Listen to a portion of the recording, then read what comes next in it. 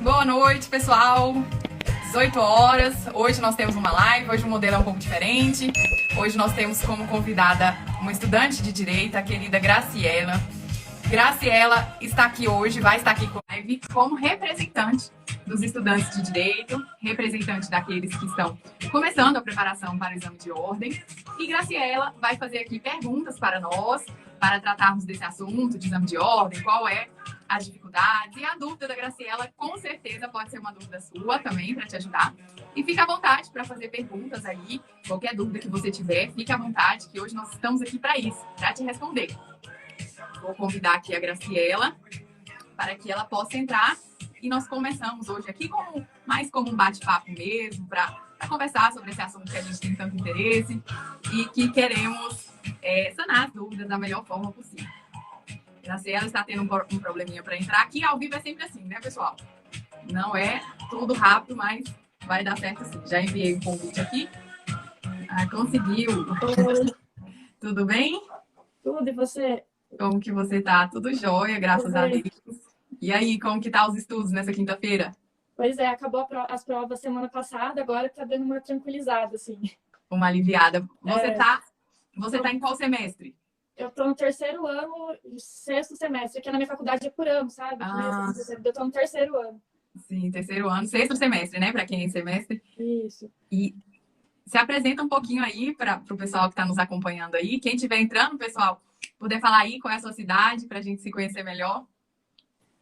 Eu sou de Foz do Iguaçu, do Paraná. Faço faculdade na UniOeste, Universidade Pública. E, enfim, faço estágios também. Gosto mais da área da advocacia. Que legal! E você está fazendo estágio aonde nesse momento? Então, eu faço 2 estágios. Eu faço um estágio em Goiânia, home office, que é um escritório de advocacia, e daí lá eu peticiono, principalmente na área de família. E também atuo num núcleo de defesa de crianças e adolescentes, que é aqui em Foz mesmo, que fica lá no fórum, que é o projeto da minha própria universidade, da UniOeste, sabe? Aí eu faço esses 2. Que bom, hoje o home office é maravilhoso, né? Olha só, você pode fazer um estágio em Goiânia. Nossa, sim. E a melhor coisa que aconteceu na minha vida foi esse estágio. Tipo, eu nunca vi meus chefes, mas eles são maravilhosos, assim, já, né? E aprende propaganda muito, pra né? eles. Enfim. Não, é muito bom o estágio. Eu acho que quem puder fazer a maior quantidade de estágio, igual você está fazendo, é muito bom, porque é a hora que a gente vai se encontrando, né? Você sabe qual matéria que você tem mais afinidade, como que é essa matéria na prática. Porque é muito diferente da teoria, né? A prática é diferente. E você conhece quem tem interesse para concurso também, é bom fazer em órgãos, faz na Procuradoria, faz no Ministério Público. Tem várias opções aí para você conhecer. Bom, hoje nós estamos aqui, pessoal, com esse novo canal aqui, que eu convidei a Graciela. Qual a intenção da nossa live hoje? Graciela está aqui como representante dos estudantes de Direito. E a gente sabe, quando a gente está na faculdade, já surge aquelas dúvidas. A prova da OAB, meu Deus do céu, que prova é essa? Será que é um bicho de 7 cabeças? Não é? Então, hoje a gente está para tirar as dúvidas da Graciela, que com certeza pode ser a sua dúvida também. Se você tiver uma dúvida, pode mandar aqui conosco. E nós vamos começar. Graciela vai fazer a primeira pergunta que ela tem sobre o exame de ordem, seja como o funcionamento. Pode ficar livre para perguntar aí o que você quer, Graciela. Tá. A minha primeira pergunta é justamente por conta dessa minha questão de estágios, né? Porque eu vejo que a prática é muito diferente da doutrina. E eu tenho mais facilidade, tipo, com a prática do que ficar lendo doutrina, enfim. Aí eu queria saber se na prova da OAB cai mais casos práticos, tipo, uma situação hipotética, ou é mais sobre doutrina, assim, letra de lei, enfim, como que é? Então você está no lugar certo, Graciela.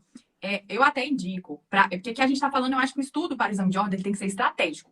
Uma coisa é você estudar para ter conhecimento, outra coisa é você estudar para passar na OAB. É diferente. É claro que você estudando para passar na OAB, você automaticamente vai adquirindo conhecimento. Mas, para passar na OAB, o mais importante não é a doutrina. De longe, você pode largar a doutrina para passar na OAB. É lógico que a doutrina vai te ajudar para você ter conhecimento, para você formar ali a sua base. É muito importante ler na faculdade como estudo para a faculdade, não para a OAB. O estudo para a OAB, você pode deixar de lado a doutrina ali, principalmente na primeira fase. A primeira fase, 80% da sua prova é a letra da lei.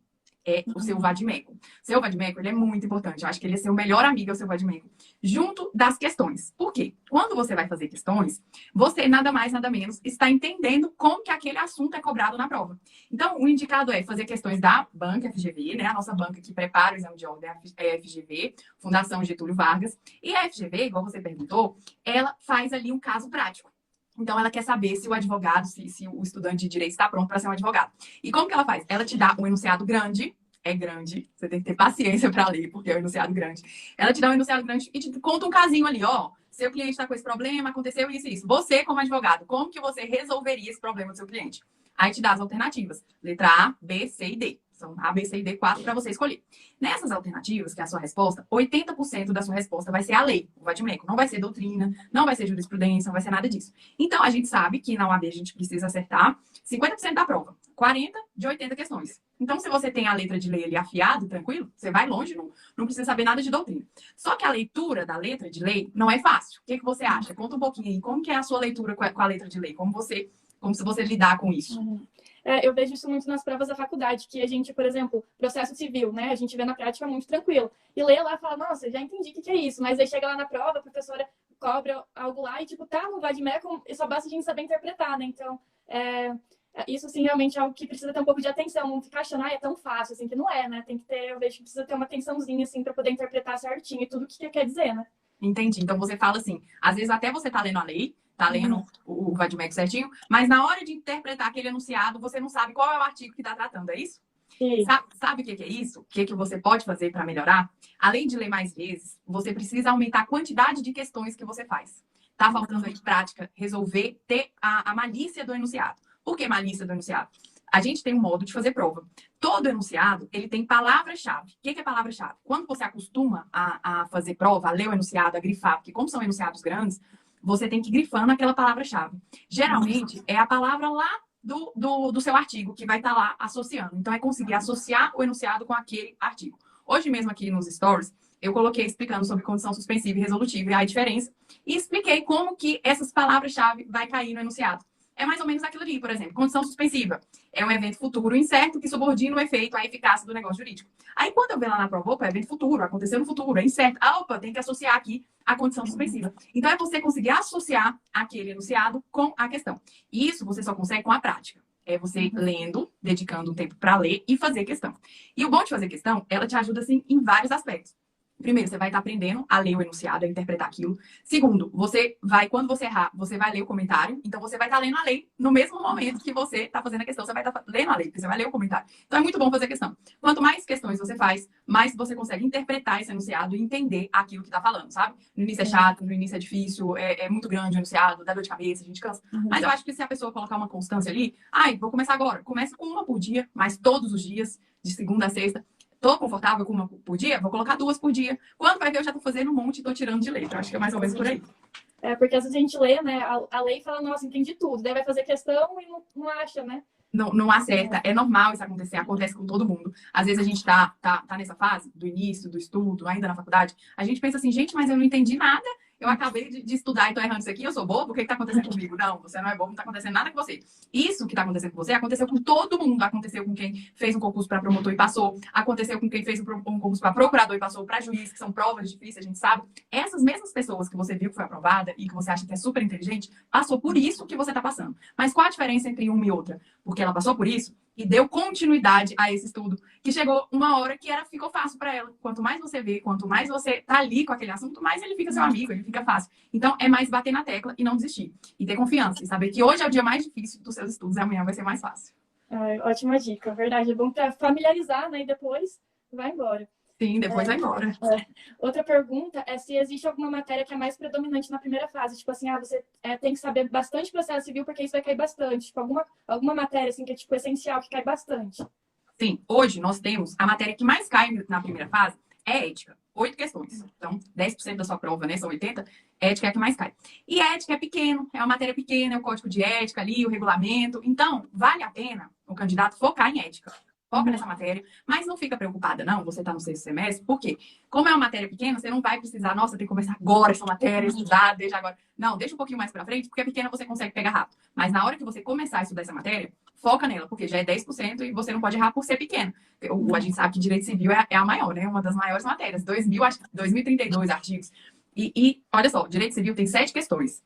Ética, que é uma matéria pequena, tem 8. Qual que é mais estratégico? Eu ficar morrendo por uma grandona ou numa pequena que já matar 8? É claro que é numa pequena que já matar 8. Então, é uma matéria que, na minha opinião, não posso deixar de lado. Eu tenho que estudar ética porque ela é pequena e cai muito. Então, a gente tem, em primeiro lugar, ética. Você vai estudar ética e já vai garantir aí uns pontinhos. Depois de ética, vem civil com 7. processo civil com 7 e constitucional com 7. Então, o segundo bloco aí, todos com 7 questões. Mas a gente até vê a lógica disso aí. A Constituição, você sabe aí na pirâmide de Kelsen, é nossa lei maior, nossa lei fundamental. Então, a gente precisa entender constitucional, né? E o bom de constitucional é pequeno. Constitucional ali, ela cai mais a Constituição mesmo, e ali os primeiros 100 artigos, uma hora cai lá para o final, mas é mais no início. Então, se você tem a leitura da lei ali com questão, você vai bem em constitucional. Aí, civil é um mundo, a gente sabe que civil é um mundo, mas é muito importante para a sua prática, para a sua vida, engloba tudo. Eu acho que civil a pessoa não pode deixar de lado, tem 7 questões. E processo civil. Fala para mim um advogado que é um bom advogado, sabe processo civil. Não tem como.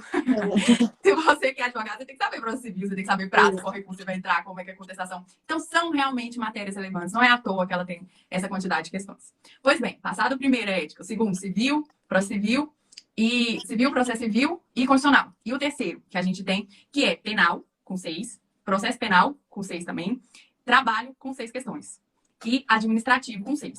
Administrativo, você estudando administrativo, tem muita coisa em constitucional também, aquele artigo 37 ali, os princípios, então você não pode deixar aquilo de lado. Penal, processo penal, às vezes a pessoa não gosta. Você troca, você pode trocar para um trabalho, processo de trabalho. Você tem que fazer ali a intermediação para ver o que você vai fazer. Por exemplo, geralmente a pessoa escolhe segunda fase de trabalho. Aí já vale a pena ela focar ali na primeira fase de trabalho, porque ela já vai estar estudando para a primeira fase e segunda ao mesmo tempo. Então já vai dar para você trocar. E depois, com 5, a gente tem tributário, empresarial, deixa eu ver aqui. E trabalho. Não, processo trabalho com 5, porque trabalho é 6. E o resto tem 2 questões. Todas têm 2 questões. Filosofia ambiental, ECA, CDC, tudo 2 questões. Então, assim, eu acho que as de peso não dá para você largar. Ética civil, processo civil, constitucional. Se você odeia muito trabalho penal, dá para trocar aí, fazer uma balança com essas que caem menos. Então, essas, até que eu gosto, a única dessas matérias aí que você falou que eu detesto, que se eu pudesse, assim, excluiria da prova é filosofia jurídica. Filosofia do direito, né? Não, então, olha, nem precisa mexer. Precisa mexer, não. Filosofia, olha, é raro uma pessoa que estuda filosofia, não precisa eu não estudei filosofia. Será que eu tenho algum problema de não gostar dessa matéria? Não, imagina, eu não estudei filosofia para a UAB, tem 2 questões, e é mais aqueles livros lá do Alexi. Não, Kelsen, não precisa. A filosofia pode chutar as 2 sem medo de ser feliz. Graças a Deus. Então, e constitucional, você estava falando que cai mais a própria Constituição, e não aquelas classificações que a gente tem que estudar no primeiro ano, tipo normas, princípios, tipo essas classificações não vai cair. Pode acontecer de cair, mas, por exemplo, de 7 pode cair uma. É a exceção. Então, eu acho que não vale a pena você focar nisso aí. Eu acho que vale a pena você focar na letra da lei, a Constituição mesmo, a leitura da lei, junto com questões. Eu acho que constitucional, primeira fase, letra de lei com questão é o casamento perfeito aí para você tirar uma boa nota. Ai, que bom. Fico mais tranquila, assim. E outra pergunta já é sobre a segunda fase, porque eu gosto de direito civil, né? Desde o primeiro ano faço petições no direito civil e direito penal. Eu só fiz algumas denúncias do breve período que eu fiquei no Ministério Público. E eu penso, assim, que seria melhor eu escolher civil para a segunda fase. Só que as pessoas dizem assim, mas civil tem várias peças e pode cair uma peça super difícil, você vai ter que estudar mais. É melhor estudar penal, que tem menos peças para você estudar. Então, qual que é a sua opinião sobre isso? Vale a pena escolher penal por ser, talvez, ter menos peças para estudar do que direito civil? Não acho. Eu acho que o critério para você escolher a sua segunda fase não é quantidade de peça, não é índice de aprovação. O critério para você escolher a sua matéria da segunda fase é a sua afinidade. É o mais importante, assim, de longe a sua afinidade. Como que eu sei minha afinidade, professora? Na faculdade é lógico que a gente sabe o que a gente gosta, o que não gosta. Além disso, é um ponto. Segundo ponto, dá uma olhadinha nas provas passadas. Dá uma olhadinha, lê a peça, lê as questões e vê qual que você sentiu mais confortável. Assim, qual que você falou, se fosse para fazer essa prova hoje e fosse para escolher, eu escolheria essa aqui. Geralmente é essa que é que você tem mais afinidade. Foi assim que eu fiz a minha também. Eu dei uma olhada em todas, eu falei, não, essa aqui eu tô mais tranquila, eu vou fazer por essa. Agora, se a pessoa for lá falar, não, vou fazer civil porque, no caso, a pessoa te indicou penal, né? Porque tem as peças mais tranquilas. Menino, não faz isso não, você não sabe nem. Você tá doido, penal, pra quem não gosta, tanto de tese e material que tem, não é brincadeira não. Você tem que gostar, não adianta nada. O esqueleto da peça é o mais tranquilo. O mais difícil é o direito material. O esqueleto você memoriza, aprende ali rapidinho. Agora, o direito material, ele é mais complexo. Então, o direito material, você tem que ter afinidade com ele. Você tem que gostar dele. Então, eu acho que a sua segunda fase é aquela que você gosta, que você tem afinidade. E, se possível, também, para você unir o útil ao agradável, aquela que você vai atuar, que você pretende atuar. Porque ali a gente fica um tempão estudando só uma matéria, né? A segunda fase é bom por isso, porque a gente vai ficar ali muito tempo só naquela matéria. Então, a gente adquire um conhecimento bom ali. Então, você com aquele conhecimento já vai aplicar ele para o seu segmento de atuação. Uhum. Ótima ideia. Eu vou pesquisar as provas. Eu tenho quase certeza que vai ser direito civil. Direito civil é muito bom. Nossa, você com esse conhecimento de direito civil, na prática da advocacia, você consegue trabalhar de várias formas. Sim, em várias áreas. Agora, uma outra pergunta é como lidar com toda a pressão das pessoas de a gente passar na OAB o mais rápido possível. Tipo, você tem que sair da faculdade, tem que passar na primeira, tipo, todo mundo quer que você se forma logo, o parente quer te contratar logo. Então, tipo, como lidar com toda essa pressão? Primeira coisa, é você entender que a vida é sua e de mais ninguém. Você é um ser humano único e ninguém na sua vida é mais importante que você. Você está aqui para ser um ser humano bom e principalmente para fazer a sua vida, para dar continuidade à sua vida. Então você sabe que você é o mais importante e você sabe a hora que você quer. Segunda coisa, sabendo disso, que horas que você gostaria de ser aprovado? Cada um tem uma história, cada um tem um destino, cada um tem um ramo. Não é qual que teve um sucesso melhor, na sua opinião? Uma pessoa que foi aprovada no 9º período da faculdade, mas não gostou do curso e acabou e largou tudo, não sabe o que vai fazer. Ou uma que foi aprovada ali, demorou um ano para ser aprovada, mas se encontrou no curso e hoje está ali com um ótimo escritório de advocacia. Quem está melhor nessa história, profissionalmente falando? É claro, com certeza. Então, uma prova não te define, coloque isso na sua cabeça. Uma prova não me define. Se eu fizer uma prova agora e não for aprovada, e eu for uma pessoa que eu consiga aprender com os meus erros, eu vou voltar muito mais forte para essa segunda prova. Muito mais experiente, com um emocional muito melhor. Uma pessoa que quer advogar, ela tem que ter um emocional muito bom. Audiências, a gente sabe, ali acontecem muitas coisas, você tem que ouvir muita coisa tranquila, a gente sabe que o direito a gente não resolve tudo na hora, não, né? Bateu, levou, não. Você tem que entrar com recurso, aí vai, entra com a ação, então você tem que ter calma, tranquilidade. E a reprovação te dá isso, te dá calma, te dá tranquilidade. Então, acho que é tudo ver o lado positivo daquela coisa e tentar aprender com aquilo. Agora, uma forma de diminuir essa pressão é quando você for fazer a sua prova, você não comentar com ninguém que você vai fazer essa prova. Você não precisa anunciar lá no seu Instagram. Oi, pessoal, tudo bem? Hoje, dia tal, estou indo lá fazer o exame da ordem. Venho aqui contar para vocês como foi a minha prova. Lógico, quem quer fazer isso, não tem problema nenhum. Mas quem quer evitar a pressão, não faça isso. Por quê? Você está carregando o peso. As pessoas vão te perguntar, e aí, como é que foi a prova? E aí, o que você achou aí? Passou ou não passou? Aí você que está inseguro ali tem que falar, não sei se deu certo e tudo. Então, não comentar com várias pessoas e comentar aquelas que você tem confiança, você se sente confortável, é uma boa forma de conseguir segurar essa pressão de aprovação. Porque se você for aprovado, já é lucro ali. No máximo, a pessoa vai ficar sabendo que você passou. Se você não passou, você faz outra prova. Segunda forma de controlar a pressão. Estudando, desde agora, você está num período maravilhoso aí. Se você começar agora, eu acho que você tira 10. Passar é pouco, você tira 10. E você estudando, o que acontece? Você sente segurança. Você vai estudando, você vai vendo que você vai fazendo simulado daquela prova, você vai acertando muito mais do que é necessário. Isso você já fica tranquila, você já vai com a mente tranquila, fala, não, se não for agora é porque não era minha vez, na próxima vai dar certo, porque eu sei, afinal, eu tô fazendo simulado aqui em casa, eu tô acertando 50, 60, 65, é bem provável que eu faça isso também na hora da prova, então você vai seguro. Então é mais ou menos por aí, é entender quem é você, onde você tá, o que você quer, se preparar e saber que cada um tem um destino, um momento, e nem sempre quem foi aprovado primeiro é quem vai se dar melhor nessa profissão. Ai, adorei, muito obrigada. Ficou bem mais confortável. E falando sobre isso, a segunda fase, eu vou ter tempo assim tranquilo para mim fazer a peça e quantas questões abertas, assim, tipo, como que é essa questão de tempo para fazer como que funciona, né? Primeiro vamos falar um pouquinho da estrutura. A segunda fase, a gente tem uma peça para fazer a peça, contestação, petição inicial, recurso e assim sucessivamente. Essa peça, ela vale 5 pontos e a gente tem 4 questões abertas, discursivas, de 1,25, totalizando 10 pontos. Você precisa acertar 6 para ser aprovado. Acertou 6, é aprovado. Quanto tempo que eu tenho? 5 horas para fazer tudo isso.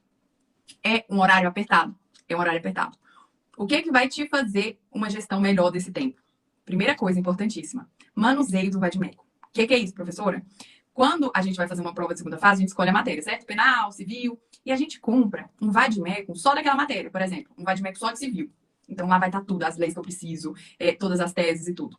Como que eu otimizo meu tempo na prova? Eu vou usar esse mesmo vadimécum na minha casa quando eu estiver fazendo simulados. Então, eu já vou grifando ali. Olho no edital que pode, que não pode. Vários cursinhos falam isso de marcação, então você já vai com ele todo marcado. Ou seja, você está fazendo uma contestação ali, você vai abrir o seu vadimécum e já vai saber ali quais os dispositivos que tá, qual que não tá. Porque aí você já fez isso várias vezes na sua casa. Você já simulou, você sabe onde tá. Então você abre o vadimécum assim, ó. Já sei onde tá, já sei onde tá. Porque eu já abri muitas vezes, eu tô familiarizado com aquilo.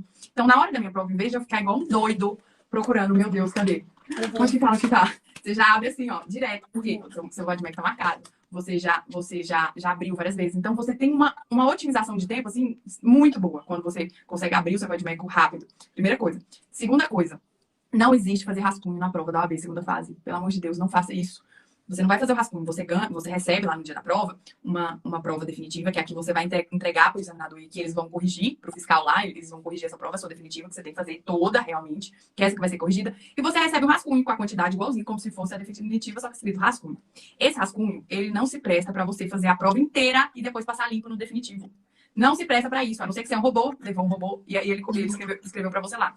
Para que se presta o rascunho então, professor? Ele tá lá à toa? Não, ele não tá lá à toa. Ele presta para quê? Você, enquanto você vai estar lendo a sua prova, você vai escrevendo. Ah, descobri a apelação. Você já escreve a peça. Opa, já tô tranquilo, sei o que é. Primeiro pulinho já dei, já sei que é apelação.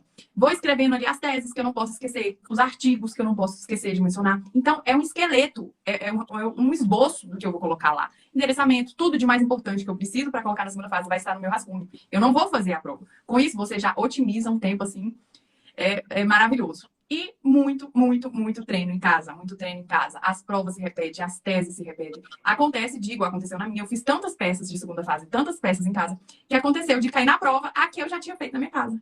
Você acha que uma pessoa que fez isso, ela já não faz muito mais rápido do que uma que, nossa, nunca não sei o que é isso, tô desesperada, não vi, não sei onde está no Vadmec, aí não tem tempo que dá conta desse desespero todo. Então, acho que para você fazer uma gestão melhor do seu tempo, é você cuidar do Vadmec, ter familiaridade com ele, leva ele no seu braço, abraça ele, tem ele como um filho e treinar muito em casa, que você vai ter uma gestão de tempo bem tranquila, vai sobrar tempo e vai dar tudo certo.